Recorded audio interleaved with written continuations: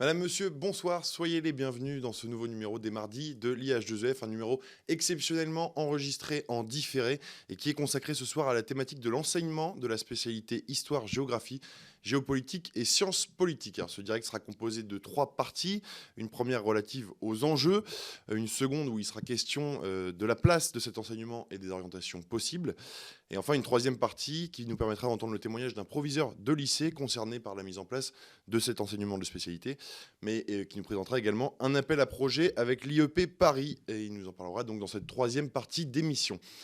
Nos intervenants, justement, ils sont 3, ils sont à distance aujourd'hui. Florence Smith, qui est inspectrice générale de l'éducation, du sport et de la recherche, bonsoir. Nous avons également Bonsoir. Jérôme Grondeux, lui aussi inspecteur général de l'éducation, du sport et de la recherche, bonsoir. Et enfin, Bonsoir. Dominique Haro, qui est proviseur du lycée Léonard de Vinci à Soissons, dans l'académie d'Amiens. Alors, ce soir, bien sûr, vous ne pourrez pas Bonsoir. interagir avec nos intervenants via le système Mentimeter que vous avez l'habitude d'utiliser, mais vous pouvez réagir à cette émission sur Twitter avec le hashtag direct IH2EF. Je vous propose sans plus attendre de commencer par notre première partie qui est consacrée aux enjeux de l'enseignement de cette fameuse spécialité histoire, géographie, géopolitique et sciences politiques.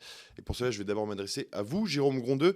Pourriez-nous nous présenter les choix qui ont guidé l'élaboration du programme de cette spécialité ? Alors, il y a plusieurs choses à la racine de cet enseignement de spécialité. D'abord, il y a une grande orientation qu'on peut résumer par une question qu'on s'est tous posée quand on commençait à travailler avec beaucoup d'autres sur ce programme, qui est: qu'est-ce que de jeunes femmes et hommes de 18 ans, qu'est-ce que de jeunes citoyennes et citoyens doivent posséder, sur quel thème ils doivent avoir un recul, une sorte de background, si on peut se permettre l'anglicisme, qui permettent de comprendre l'actualité et le monde dans lequel ils sont projetés.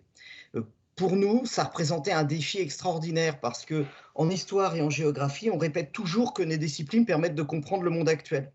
Et ici, on pouvait le démontrer. Et on pouvait très clairement faire cette démonstration. Dans les choses qui étaient à la racine de cet enseignement, il y a également une affirmation de la géopolitique. Elle est déjà présente dans les programmes de tronc commun d'histoire-géographie, mais il y a une conviction à la racine. Il y a toujours, quand on travaille sur des programmes ou qu'on met sur le pied un enseignement, une sorte de pari sur le monde tel qu'il est et tel qu'il va être, au moins à court et moyen terme. Et il y avait la conviction que le XXIe siècle sera un siècle géopolitique. Qu'on est dans une sorte de dialectique de la mondialisation, où on a à la fois une interdépendance accrue des États, des pays, et une montée des rivalités de puissance. Et donc, on peut saisir beaucoup de grands thèmes du monde actuel entre cette dimension et un espèce de binôme entre conflit et coopération. Ça supposait aussi de faire autre chose, qui est de saisir des enjeux. En fait, ce qu'on peut gagner, ce qu'on peut perdre dans toute entreprise humaine, ce pourquoi on entre en conflit, ce pourquoi on coopère, quels sont les défis à relever. Et c'est ces dimensions-là, donc essayer d'avoir cette présentation en profondeur, en allant loin dans le temps, loin dans l'espace, du monde actuel. En quoi elle se distingue cette spécialité des autres spécialités, et notamment de la spécialité SES, sciences économiques et sociales ?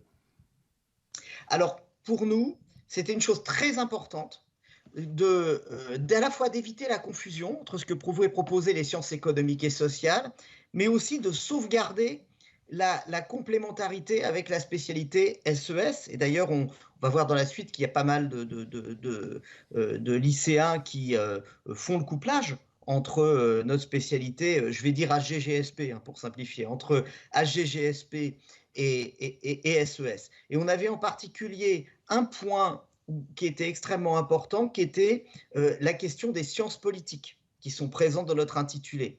En sciences économiques et sociales, ce qu'on entend par sciences politiques, c'est une sociologie politique ou une sociologie du politique. Et nous, on est parti sur la définition universitaire classique de la science politique pour éviter de se chevaucher.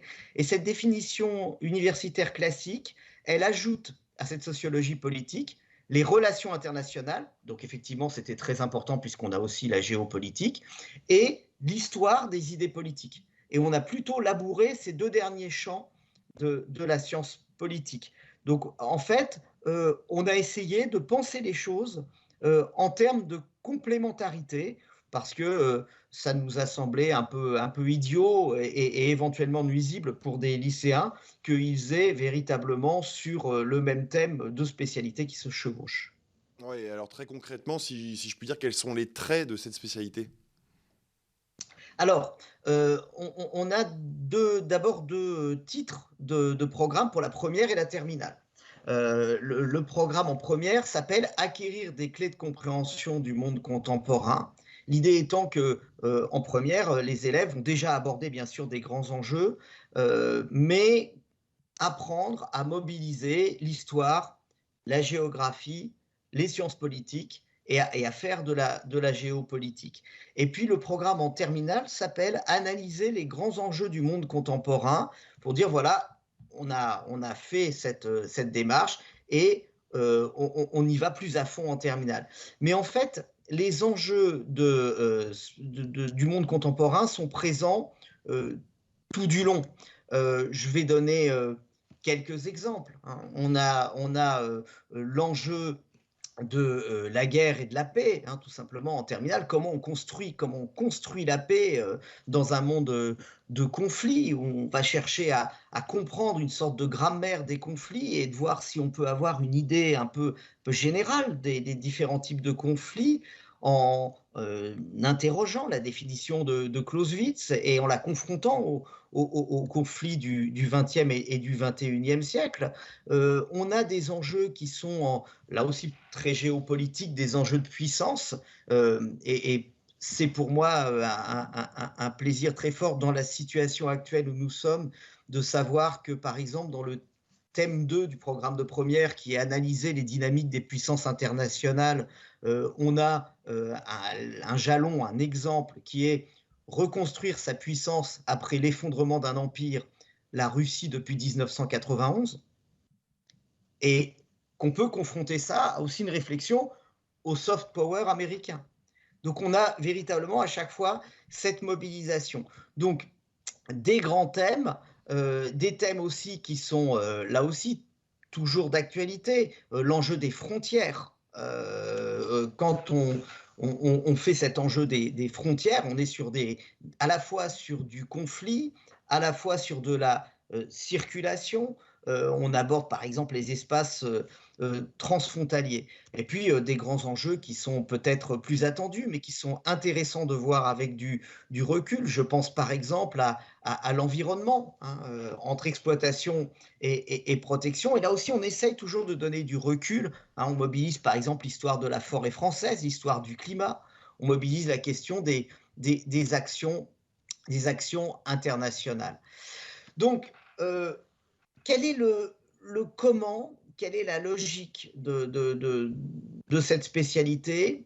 Je vais le dire de façon un peu familière, mais on essaye d'avoir sur les choses des idées générales qui trahissent le moins possible le réel, des idées générales, pas trop fausses et susceptibles d'être nuancées.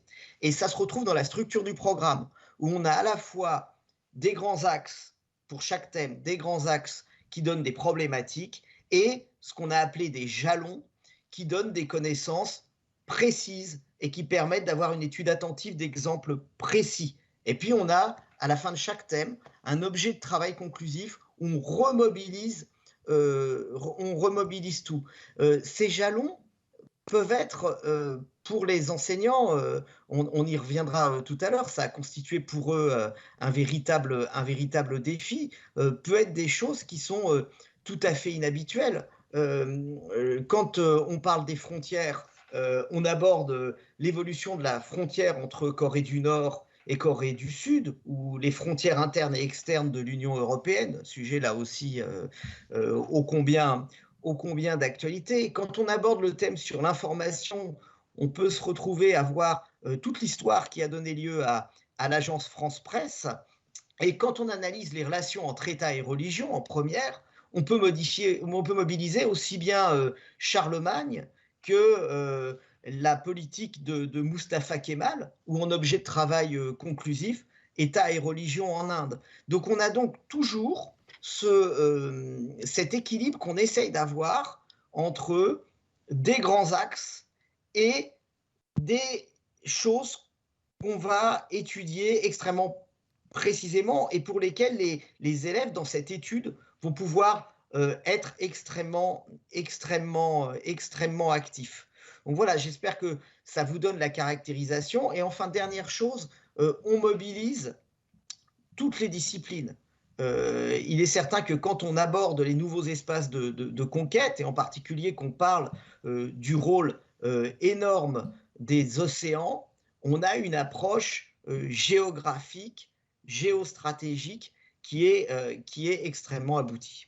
Voilà ce qu'on essaye de faire. Je ne peux en donner évidemment qu'une idée. Alors, il y a une autre question forcément qui nous vient dans ce sujet, cette introduction sur les enjeux, c'est celle de l'enseignement. Qui enseigne cette spécialité, histoire, géographie, géopolitique et sciences politiques?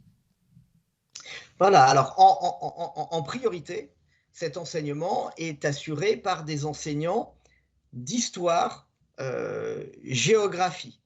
On peut éventuellement y associer des enseignants pardon, de sciences économiques et sociales, mais qui ne doivent jamais assurer la majorité de l'horaire. Donc sur le terrain, on a soit le professeur d'histoire-géographie, soit l'enseignante ou l'enseignant d'histoire-géographie, et pas pour la majorité de l'horaire, des enseignants de sciences économiques et sociales, ce qui donne aussi un peu de jeu au chef d'établissement et ce qui peut permettre un travail interdisciplinaire vraiment important. Il y a un autre point pour nous qui a été très important pour nous à l'inspection générale, c'est que on recommande fortement de ne pas créer une sorte de corps, entre guillemets, d'enseignants de spécialité. Et chaque fois que c'est possible, et je pense que ça l'est souvent, mais notre chef d'établissement présent ici pourra bien sûr réagir là-dessus. C'est bien qu'un enseignant enseigne à la fois en tronc commun et en spécialité. Parce que d'abord, les capacités des différents enseignements du tronc commun sont exigibles en spécialité. Et puis, on sait que les enseignements de spécialité sont très ambitieux. Il faut porter cette ambition, mais il ne faut pas qu'il y ait un découplage trop marqué entre le niveau d'exigence de l'enseignement de spécialité et celui du tronc commun. Donc, pour moi, pour que le parcours des élèves conserve une certaine unité, il faut effectivement éviter une sorte de spécialisation. Et enfin, je voudrais dire qu'il y a quelque chose qui fait vraiment très, très plaisir sur cette spécialité. Je l'ai dit en évoquant quelques jalons, ça demande beaucoup aux enseignants.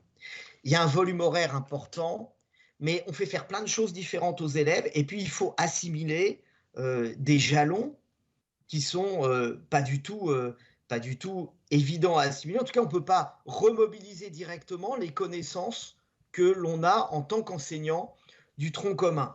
Donc ça a réclamé beaucoup de formation, beaucoup d'auto-formation. Or, ça a été quelque chose d'extrêmement réconfortant, même si pour beaucoup d'entre nous, ça n'était pas surprenant, de voir à quel point les enseignants d'histoire-géographie, et je pense aussi les enseignants de SES quand ils participent à cet enseignement, ont relevé ce défi qui nécessitait véritablement un effort d'auto-formation et de formation extrêmement important, une exigence académique très forte, et finalement, ça a été plutôt une motivation. On sait que sur le terrain, cet enseignement de spécialité, il est demandé par les enseignants. Il y a pas de fuite, au contraire. Eh ben, merci beaucoup en tout cas Jérôme Grondeux pour cette première partie un peu introductive qui nous présente les enjeux. On va s'intéresser maintenant à la question du choix de la spécialité et du devenir des lycéens qui l'ont choisi. Et pour cela, je vais m'adresser à vous, Florence Smith. Vous êtes également inspectrice générale de l'éducation, du sport et de la recherche. Vous allez donc nous parler de la place de cette spécialité et de l'orientation possible. Première question justement sur la place de cette spécialité HGGSP en première et en terminale. Merci bien. Alors effectivement, pour la place de la spécialité, on a à la fois les observations qu'on peut faire sur le terrain, les remontées qui viennent des inspecteurs. Néanmoins, on a un recul relativement faible, mais heureusement, on a quand même une note de la DEP qui a été publiée en décembre 2021, c'est le numéro 2141 pour ceux qui ne l'auraient pas encore vu, qui est consacrée, cette note, au choix des spécialités à la rentrée 2021. Et ce que nous dit la note est d'une part une place assez importante de la spécialité et d'autre part une relative stabilité de son poids relatif, d'une part, et du poids relatif des filles parmi les élèves qui la choisissent. Alors, je ne vous demande pas de me croire sur parole, donc quelques chiffres, même si ça passe toujours un peu moins bien à l'oral, hein, mais la spécialité est la 5e spécialité la plus choisie en première, puisqu'on a environ 37% des lycéens à peu près qui s'y inscrivent, dont 62% de filles, donc on a quand même, alors c'est pas une spécialité à 90-10, mais on n'est pas tout à fait à la parité. Et en terminale, la spécialité est au 4e rang, avec environ 28% des lycéens qui la choisissent, dont par contre toujours environ 62% de filles. Et on pourrait ajouter aussi que sur un plan social, ce n'est pas une spécialité qui est socialement discriminante. Ok, alors tout à l'heure, Jérôme Grondeux évoquait l'association, la combinaison possible avec la spécialité SES. Quelles sont les combinaisons qui sont les plus fréquentes dans lesquelles cette spécialité AGGSP se distingue le plus? Alors là, on a encore une fois une relative stabilité, même si cette fois-ci, elle concerne plus la structure des triplettes en première et des doublettes en terminale. Alors, de manière générale, aussi bien en première qu'en terminale, la combinaison mathématiques, physique, chimie et sciences de la vie et de la terre, et alors pour la première, et la doublette en terminale mathématiques, physique, chimie domine très nettement. Néanmoins, la spécialité HGGSP compose la 2e combinaison la plus retenue, avec pour la première une association langue, littérature et culture étrangère et régionale, et sciences économiques et sociales. Et en terminale, c'est cette fois-ci une doublette HGGSP-SES, donc sciences économiques et sociales. Alors les combinaisons, du coup, les plus choisies, font ressortir finalement 2 profils principaux pour la poursuite d'études, profils pour lesquels on peut trouver d'ailleurs sans doute une certaine filiation avec les filières antérieures, et un profil en émergence qui est vraiment marginal, hein, sur un plan statistique, mais qui est intéressant à remarquer parce qu'il se distingue justement de ce qui se faisait avant et illustre bien ce que la réforme du lycée permet d'envisager. Alors je disais 2 profils principaux, un profil d'une part humanité, qui est en articulation donc avec LLCER et humanité, littérature et philosophie, mais curieusement, quasiment pas avec littérature et langue et culture ancienne, mais ce profil donc humanité qui s'inscrit peu ou prou quand même dans la continuité de la filière L. Et d'autre part, l'autre grand profil dominant, c'est le profil qu'on pourrait qualifier de sciences humaines et sociales, qui est articulé avec la spécialité SES, avec ou sans mathématiques complémentaires, ou articulé avec la spécialité mathématiques. Et ce profil correspond finalement à la fois à la filière ES, mais aussi aux élèves de la filière S, qui choisissaient cette filière, mais qui après se détournaient d'une poursuite d'études dans la voie scientifique. Donc on a là aussi quelque chose qui est plus lisible finalement dans ce profil sciences humaines et sociales. Et ce profil en émergence, alors qu'on appelle, mais véritablement entre nous, hein, profil développement durable, qui est nouveau, qui est avec ou sans mathématiques complémentaires et qui articule, là, cette fois-ci, AGGSP et SVT, et présente plus une poursuite d'études donc autour du développement durable au sens large. Ça peut aussi bien être dans les écoles de commerce qui maintenant, alors commerce et management, pardon, qui proposent maintenant des poursuites d'études plutôt justement avec une filière spécifique développement durable. Il y a des licences aussi qui proposent ce développement durable ou des écoles d'ingénieurs et d'agronomie qui proposent cet aspect développement durable. Donc ça peut être particulier par rapport à cela. Oui, alors on voit bien une offre plurielle finalement. Et alors en ce qui a trait pardon, au choix de la spécialité et de l'orientation, quels sont selon vous les éléments les plus importants à faire passer aux lycéens? Alors, ils sont nombreux et pour conserver une certaine neutralité, je m'appuierai en partie sur un rapport qui a été fait par nos collègues Mélanie Caillot et Olivier Sidokpo, qui est paru en janvier 2022, qui s'appelle Analyse des vœux et affectation dans l'enseignement supérieur des bacheliers 2021 après la réforme du lycée général et technologique, ce qui permet d'identifier finalement 6 points dans les messages à faire passer aux lycéens. Il y a 2 points qui sont généraux, je dirais communs à toutes les spécialités, et 4 points qui sont plus spécifiques à la spécialité AGGSP. Je ne prétends pas apprendre quoi que ce soit à nos auditeurs, mais juste les remettre peut-être de façon plus explicite. Mhm. Donc, dans les 2 points généraux, premier point, de manière générale, pour la poursuite d'études, il faut noter à la fois l'importance du choix de la spécialité, mais aussi, et vraiment à part égale, l'importance du niveau scolaire. C'est-à-dire que lorsque l'on demande aux établissements supérieurs quelle est la spécialité, et dans ce rapport, il est publié plusieurs tweets, plusieurs messages qu'ont reçus les établissements supérieurs, quelle spécialité me conseillez-vous pour intégrer votre école, pour me préparer au mieux, pour être accepté, etc. De manière unanime, les établissements répondent « ayez un bon niveau scolaire, peu importe votre spécialité ». Donc ça, c'est le premier point. Et dans ce point, le rapport souligne que le niveau scolaire, je cite, le niveau scolaire, au-delà du choix des doublettes, est un élément explicatif fort des choix d'orientation et de formation. AGGSP est ainsi plus choisi par les filles et n'est pas aussi discriminant sur le plan social que les spécialités scientifiques. Deuxième élément général, on trouve une continuité entre l'importance relative des doublettes au sein des postulants et des admis. Autrement dit, les formations du supérieur accueillent un grand nombre de doublettes, quelles qu'elles soient, même si souvent on a un cœur de cible qui correspond à un choix qui peut sembler en cohérence avec la formation. C'est sûr que si on a fait... je ne vais pas prendre d'exemple pour ne pas vexer qui que ce soit, mais en tout cas, on voit qu'on a une continuité et que si on a un grand vivier de spécialités AGGSP, SES, on aura parmi les admis une proportion comparable de cette doublette, comme on aura une proportion comparable de candidats qui auront fait maths, SVT par exemple, ou quelles que soient les doublettes. On a cette continuité, donc encore une fois, c'est pas, le choix de la spécialité n'est pas déterminant. Néanmoins, en ce qui concerne la spécialité HGGSP, il y a peut-être 4 points là aussi à faire ressortir de façon plus précise. Premier point à retenir, et là c'est véritablement dans le choix de la spécialité et en complément de ce que disait à l'instant Jérôme Grondeux, la spécialité HGGSP ne doit pas être comprise comme un approfondissement du cours d'histoire-géographie. C'est bien quelque chose qui est différent, même si on a cet acronyme qui est similaire, on retrouve le HG dans les 2 cas, mais l'enseignement d'HGGSP répond à une logique différente du cours d'histoire-géographie, puisqu'on a d'une part une approche qui est systématiquement croisée des disciplines et des 4 disciplines qui composent la spécialité. Donc, approche croisée autour des thèmes qui, eux, de surcroît, ne sont pas spécifiques à l'histoire et à la géographie.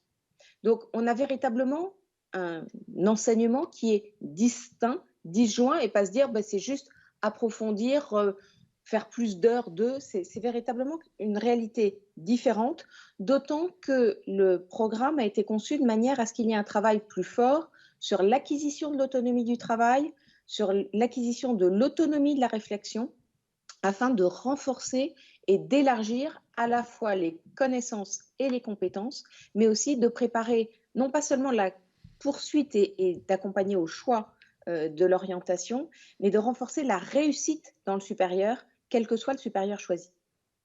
Deuxième point, ce sont les clés de la réussite au sein de la spécialité. Quelles sont les qualités qui doivent dire, a priori, je pourrais l'apprécier, je pourrais m'y plaire et donc avoir de bons résultats. Parce qu'en général, si on aime, on y met les heures qu'il faut, on y prête l'attention qui est requise et donc on réussit mieux.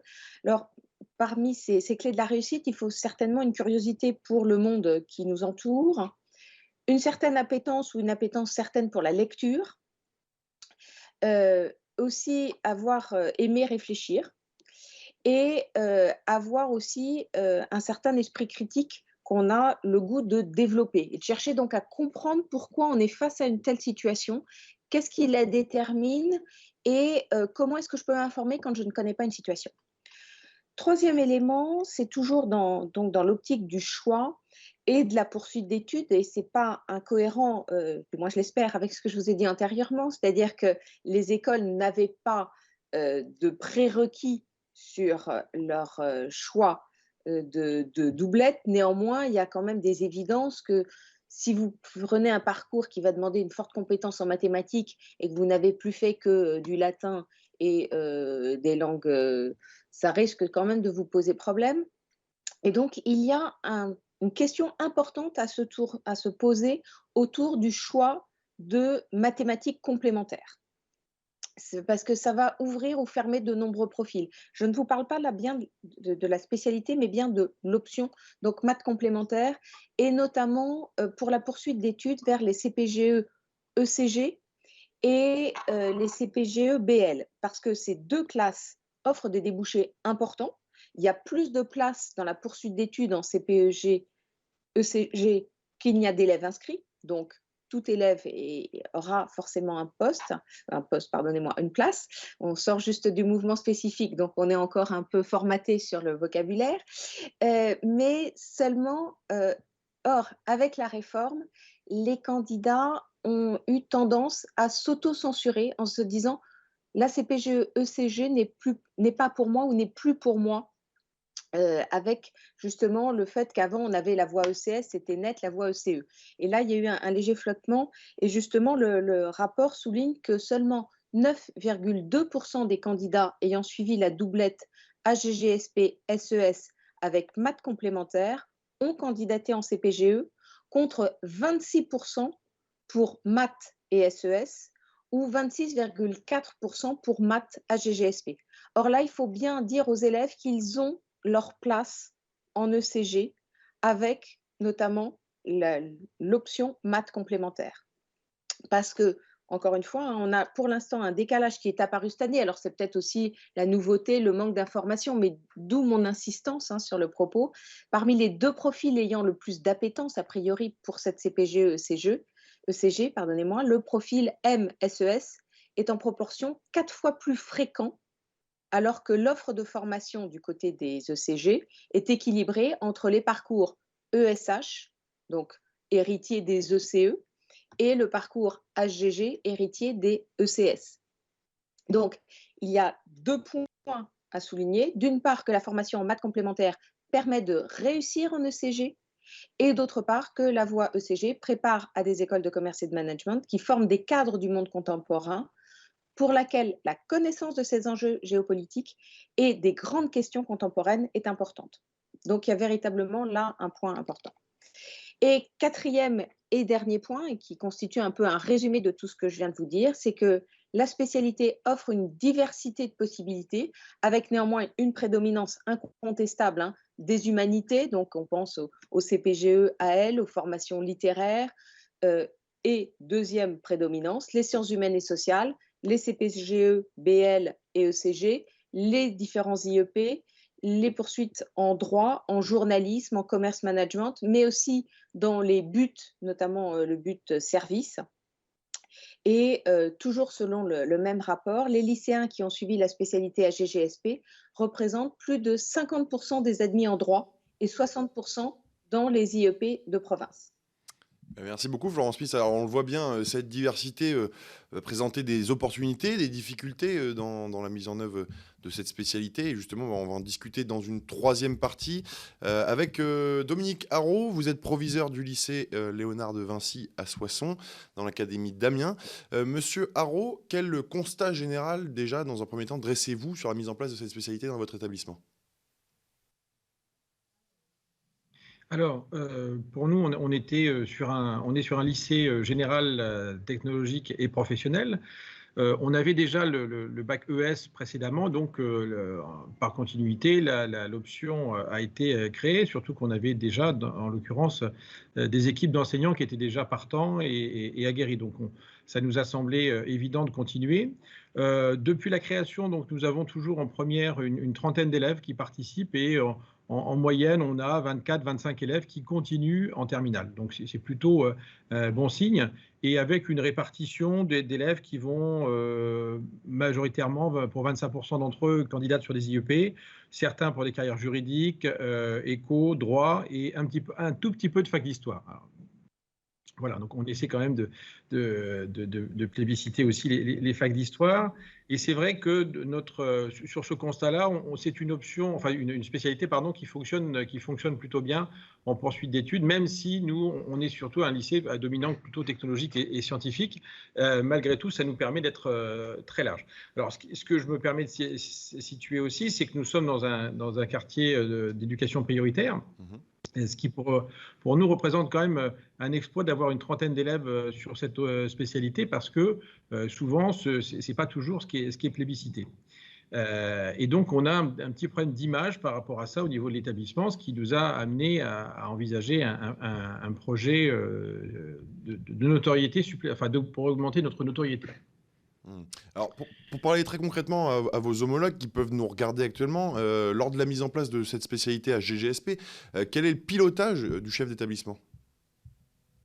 Alors, la première, on a quand même réussi au début à faire des vraies informations auprès des parents d'élèves, c'est-à-dire des réunions d'information.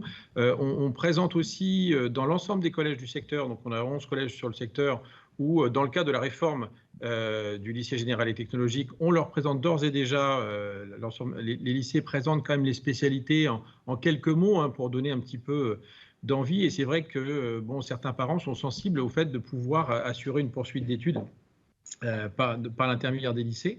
Et donc, la seule difficulté que nous avons eue sur ces 2 dernières années, c'est qu'il a fallu s'organiser sur des visioconférences. Et donc, ça a amené les enseignants à redéfinir complètement et à créer pour certains d'entre eux des supports les plus visuels possibles pour donner envie aux élèves et surtout à leurs familles. Je rebondis sur ce que vous dites, là, sur cette communication avec les parents d'élèves. Est-ce qu'il y a d'autres vecteurs avec lesquels vous pouvez justement informer les parents? Là, pour le coup, nous, on a développé aussi Facebook, Twitter et Instagram sur des supports sur lesquels on n'était pas avant. Et donc, on voit bien qu'il y a des gens qui sont de plus en plus sensibles à ces supports, ou du moins à ces réseaux. Et puis, on a la chance d'avoir 2 documentalistes qui sont très férus d'informatique, qui nous servent aussi beaucoup, je vois, sur les sujets d'actualité dont parlait Monsieur l'inspecteur général tout à l'heure. C'est important qu'on puisse aussi travailler, échanger sur des supports avec nos élèves le plus efficacement possible. Alors, il y a un sujet qu'on n'a pas encore évoqué pour l'instant qui va nous intéresser à présent, c'est le lien entre le SCO et le SUP. Et vous allez nous parler notamment d'un appel à projet que vous menez avec l'IEP Paris, donc plus connu sous le nom de Sciences Po Paris. Est-ce que vous pouvez nous le présenter? Alors effectivement, le lycée, depuis quelques années, donc on avait surtout des partenariats SUP dans le cadre des cordées de la réussite avec plusieurs universités, et notamment l'UTC de Compiègne pour tout ce qui est ingénierie. Et nous n'avions pas de partenariat actuellement. Et l'année dernière, on a eu un appel à projet de Sciences Po Paris qui souhaitait quand même travailler beaucoup sur ce qu'est Sciences Po, et notamment les IEP. Alors notamment parce qu'ils ont identifié qu'en quartier prioritaire, la plupart des élèves pensaient que donc c'est pas pour nous, donc on n'a pas droit à ce genre d'informations, donc une forme d'autocensure de la part des élèves. Et puis peu de parents qui étaient assez aguerris ou assez proches, qui connaissaient ces formations pour inciter leurs enfants à le faire. Plus, on cumule bien évidemment pour certaines familles des moyens financiers qui d'ores et déjà les écartaient de facto de cette poursuite d'études. Et donc nous avons plusieurs établissements, enfin plusieurs lycées ont répondu à cet appel à projet, et donc nous avons été retenus par Sciences Po Paris. Donc c'est pour le département de l'Aisne, ça fait 2 établissements qui sont partenaires aujourd'hui officiellement de Sciences Po Paris. Et très concrètement, ça se décline comment dans votre établissement? Alors, essentiellement, il y a un atelier, ce qu'on appelle un atelier Sciences Po. Donc, les élèves, donc nous faisons enfin, les équipes font une communication. Alors, ce qui m'a permis, moi, d'arriver aussi à cette sélection, c'est que j'ai constitué une équipe avec les enseignants. Donc, j'ai fait part de ce projet. Et donc, nous avons enseignants donc, histoire-géographie. Donc, on a 2 enseignants. On a un professeur de philo, agrégé de philo, qui est très passionné et qui avait déjà monté un projet dans une autre académie, la collègue d'SES, et puis les collègues d'anglais qui se sont aussi mis sur la rédaction de ce projet, et donc qui nous a permis d'être sélectionnés. Alors, le projet en lui-même, c'est vous avez 2 heures en première prévues, 2 heures en terminale. Donc, il y a le financement de ces heures qui sont assurées dans le cas de la DHG par l'académie. Donc ça nous permet de nous aider. Et sur notre propre dotation, donc nous, on a rajouté 2 heures pour les élèves de seconde. Alors pourquoi on a fait ça? Parce que on a un groupe on avait un groupe de 12 élèves en première cette année, et 2 élèves ont déjà abandonné parce que le nom Sciences Po fait rêver. Et puis quand on donne la liste de lecture, et puis bon, même si c'est pas extrêmement intense, on a quand même beaucoup de discussions, beaucoup de lectures, beaucoup comme ça a été évoqué tout à l'heure, de connaissances générales, et on a des élèves qui, face à la quantité de travail, ont déjà abandonné, mais finalement c'est aussi un des intérêts de cet atelier, c'est-à-dire de donner de l'ambition, mais aussi de mettre les élèves face à la réalité, quoi. Est-ce qu'il y a une information particulière quand même là, à avoir avec les parents qui font peut-être des clichés sur Sciences Po Paris et qui imaginent peut-être cet établissement autrement qu'il ne l'est? Oui, c'est-à-dire que là, on parlait tout à l'heure du travail scolaire, et c'est ça la vraie difficulté qu'on a aujourd'hui. Alors, cette période Covid a beaucoup perturbé un petit peu tout ça. C'est-à-dire qu'on peut avoir de l'ambition, mais à un moment, il faut être en capacité de travailler, et de travailler différemment. C'est-à-dire, c'est souvent ce qu'on explique à nos élèves de troisième, qui parfois obtiennent le brevet avec plutôt une bonne réussite. La seconde générale et surtout les études en lycée posent de vrais problèmes parce que un gros manque d'autonomie, une capacité de travail qui est pas souvent suffisamment développé, et un travail avec les enseignants qui est quasiment totalement différent de ce qu'on constate avec l'enseignement au collège. Donc les parents doivent aussi comprendre qu'on doit les accompagner, et ils doivent aussi accompagner leurs enfants. Et puis, comme le disait tout à l'heure Madame la secrétaire générale, toutes les écoles ou toutes ces spécialités peuvent amener vers la réussite, mais à condition de s'y engager vraiment. C'est-à-dire que c'est pas du superflu, c'est pas du saupoudrage, et c'est vrai que Sciences Po, ça fait 20 ans qu'ils accompagnent, qu'ils ont les quartiers prioritaires dans cette poursuite d'études, et pour avoir suivi, enfin, dialoguer avec eux, on voit bien que les jeunes qui ont des repères, je dirais, de quartier, entre guillemets, en quelques mois, ces repères sont perdus à partir du moment où ils s'investissent dans le travail. Mmh. Merci beaucoup Dominique Caro. Florence Smith, que vous inspire le témoignage du proviseur sur justement cette continuité qui peut exister entre SCO et SUP, et notamment en ce qui concerne ces spécialités HGGSP? Alors, c'est d'une part tout à fait remarquable comme initiative, parce que ça permet à la fois d'élargir les horizons, quelle que soit, je dirais, la poursuite d'études, même si après ils n'intègrent pas Sciences Po, ils auront un bagage supplémentaire. Donc ça, c'est un indéniable succès. Ça renforce la formation. Ça s'inscrit parfaitement dans le dispositif Bac-3, Bac+3. Et comme le disait monsieur le proviseur à l'instant, c'est que cela permet aussi de donner de l'ambition, de la réussite, et par rapport aux spécialités, alors notamment la spécialité HGGSP, mais pas que, on l'a vu, c'est une équipe qui est pluridisciplinaire qui porte ce projet, donc on peut penser que chaque spécialité y contribue, puisque l'intérêt, c'est à la fois de montrer la poursuite d'études, de faire l'articulation, surtout pour des élèves qui, je dirais, sont pour certains sans doute objectivement fragiles, pour d'autres se pensent plus fragiles qu'ils ne le sont, et donc leur donner confiance, leur mettre, si vous me mettez l'expression un peu familière, le pied à l'étrier, mais tout avec le seul danger, éventuellement, mais justement, ce n'est pas le cas dans le cas de ce projet, mais c'est d'enfermer l'idée de dire telle spécialité mène à tel débouché, à telle poursuite d'études. Là, justement, le fait qu'il y ait plusieurs enseignants qui y soient impliqués, alors c'est vrai que par les termes sciences politiques, on pense immédiatement aux instituts d'études politiques. Mais encore une fois, Sciences Po ne recrute pas que des élèves qui ont fait HGGSP parmi leurs doublettes de terminale, même s'il y en a une forte part. Mais ce sont des initiatives qui ne peuvent qu'être encouragées et suivies avec grand intérêt. Dans la continuité de cette question à Florence Smith, est-ce que vous avez, vous, connaissance d'autres collaborations qui peuvent exister entre le SUP et l'ESCO ou d'initiatives éventuellement à encourager dans cette thématique? Alors, je n'ai pas personnellement connaissance de beaucoup de ces initiatives, ce qui ne veut pas dire qu'elles n'existent pas, mais comme elles sont faites effectivement au niveau de l'établissement, on ne peut pas toutes les voir ni les recenser, et je dirais même que c'est pas souhaitable parce que ça relève de l'initiative des établissements.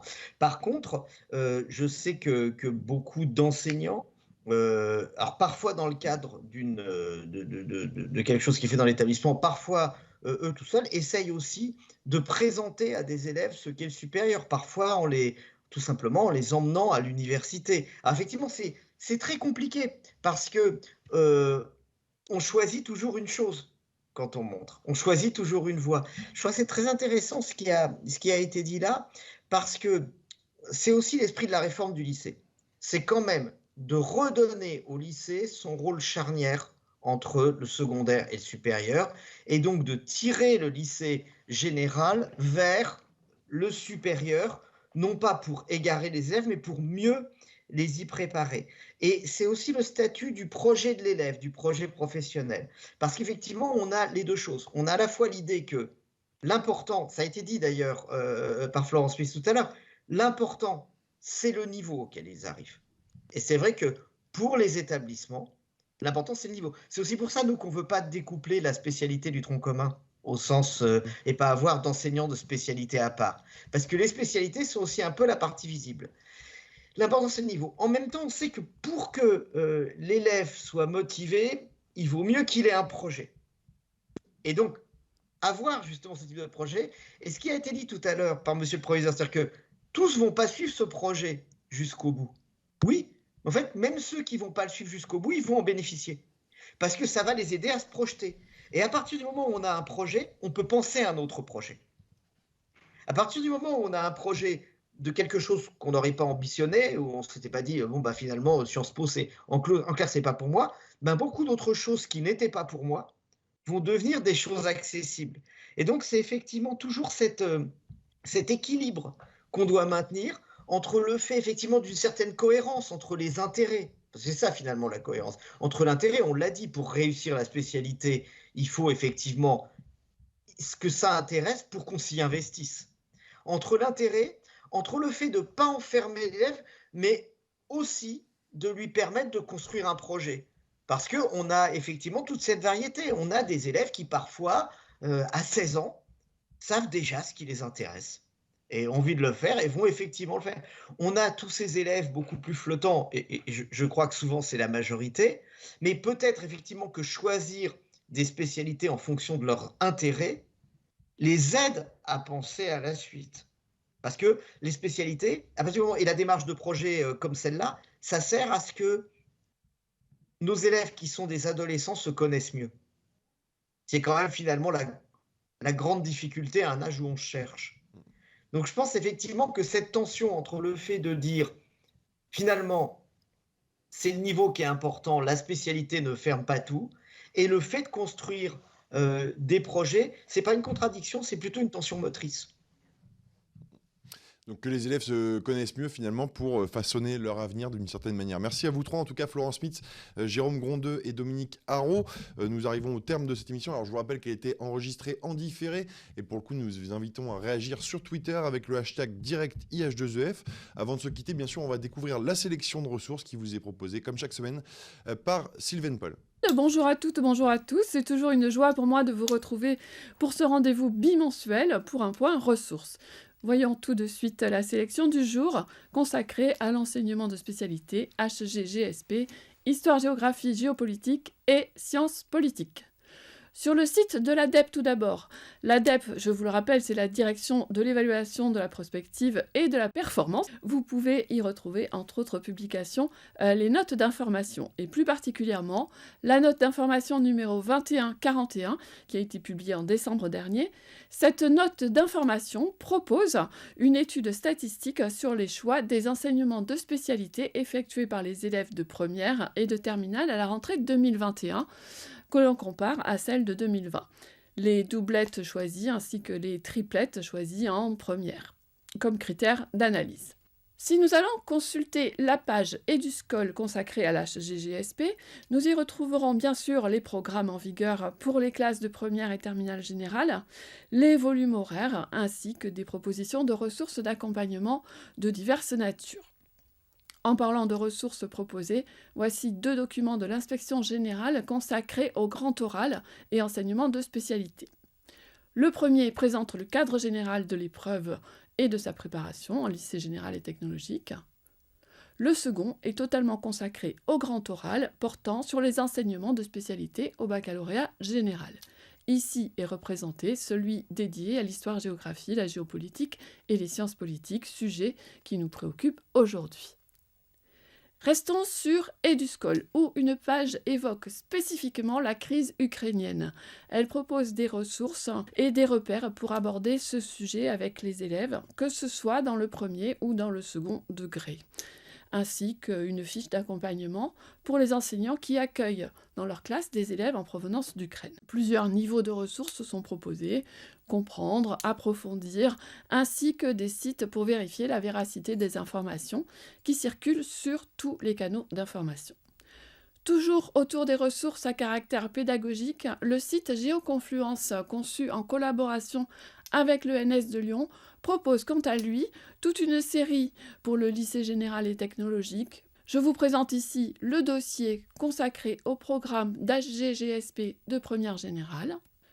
Et nous y retrouverons sur le même modèle un dossier qui porte sur le programme d'HG-GSP de terminale générale. Partons à présent à la découverte d'une autre mine de documents de toute nature, cette fois-ci à consulter sur le portail EduTech, qui donne accès à quantité de ressources en provenance de divers partenaires, tels que par exemple la BNF, l'UMNI Enseignement, l'AFP, l'INA, pour ne citer que, et il y en a bien d'autres à caractère scientifique ou culturel que vous pouvez consulter gratuitement, simplement avec une adresse académique ou du ministère de l'Éducation nationale. On peut y créer des comptes personnels ainsi que des comptes pour ces classes. Un autre site qui fait référence en matière de ressources historiques, c'est le HNE, l'Encyclopédie d'histoire numérique de l'Europe. Cette encyclopédie en ligne est consultée à la fois comme une encyclopédie classique et elle propose également une entrée par programme des classes de lycée. On y trouvera notamment des notices spécifiquement proposées pour les classes de première et de terminale dont la spécialité est l'histoire. Nous avons parlé de l'histoire sur le site de l'IGN Institut, mais à disposition nombre de ressources pédagogiques consacrées cette fois-ci à la géographie, comme des fonds de cartes, des dossiers pédagogiques, des jeux et des activités pour la classe adaptées à tous les niveaux d'enseignement. Et enfin, dernière ressource que je vous propose aujourd'hui, l'émission hebdomadaire consacrée à la géopolitique diffusée à l'antenne d'Arte le samedi à 19h30 est disponible sur le site arte.tv. Le dessous des cartes. Vous pourrez piocher dans plusieurs formats et notamment une série d'interviews en lien avec l'actualité géopolitique dans la collection Une leçon de géopolitique du dessous des cartes. Ça sera tout pour aujourd'hui. Je vous rappelle mais vous le savez déjà désormais, que cette sélection sera mise en ligne avec le replay de l'émission de ce jour sur le site de l'IH2EF, sur la page dédiée au mardi de l'IH2EF. Page dans laquelle vous retrouverez bien sûr les émissions déjà diffusées depuis septembre 2020. Et oui, déjà plus d'1 an et demi de diffusion. Je vous donne rendez-vous le 5 avril pour notre prochain mardi, même heure, même endroit, pour une émission qui sera consacrée à l'ouverture européenne et internationale des établissements scolaires et à son pilotage. Bien, merci beaucoup Sylvaine. Merci encore à nos 3 intervenants du jour que je vais remercier. Ils sont à distance. Ils ont répondu à nos questions sur cette thématique. Florence Mitz, inspectrice générale de l'éducation, du sport et de la recherche. Jérôme Grondeux, lui aussi inspecteur général de l'éducation, du sport et de la recherche. Et Dominique Haraud, proviseur du lycée Léonard de Vinci à Soissons dans l'académie d'Amiens. Merci vraiment à vous 3 pour ces débats riches. Merci à vous. Autour de l'enseignement de cette spécialité HGGSP. Je vous donne rendez-vous le 5 avril pour un nouveau numéro des mardis de l'IH2EF consacré à la thématique suivante, à ouverture européenne et internationale des établissements scolaires. Quel pilotage! Vous pourrez bien sûr retrouver ce numéro en replay et continuer de réagir sur Twitter avec le hashtag direct IH2EF. Très belle soirée à tous et à très bientôt.